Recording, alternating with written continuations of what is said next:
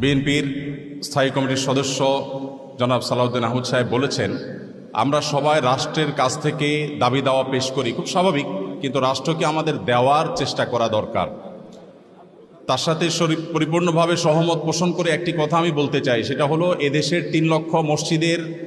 কমপক্ষে 6 লক্ষ ইমাম মুয়াজ্জিন রাষ্ট্রকে দেওয়ার জন্য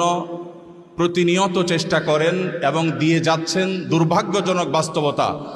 স্বাধীনতার 50 বছর পরেও ইমাম মুয়াজ্জিন এবং আলেম ওলামাদের কোনো অবদানের স্বীকৃতিটুকু রাষ্ট্র কখনো দিতে পারে নাই। আজও বাংলাদেশের চেহারাকে যদি পরিবর্তন করে দিতে হয়, আজও বাংলাদেশকে যদি স্বনির্ভর করতে হয়, আজও বাংলাদেশের পরিবেশ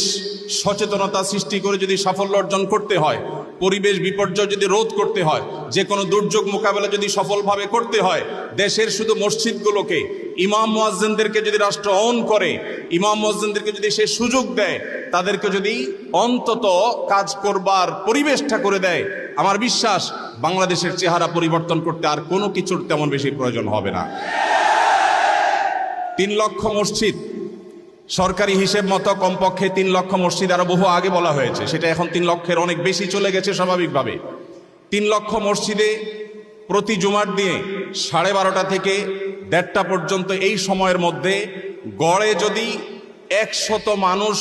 একটা মসজিদে জুমার নামাজে খতিব সাহেবের খুতবা শোনার জন্য আসেন, তাহলে 3 কোটি মানুষ হয়। বাংলাদেশের সমস্ত টিভি চ্যানেল, সমস্ত মিডিয়া একযোগে সবচেয়ে পিক টাইমে এত বেশি দর্শক কখনো পায় বলে আমি মনে করি না। এবং সারা সপ্তাহের সবচেয়েতে মূল্যবান সময় বৃহস্পতিবার রাতে,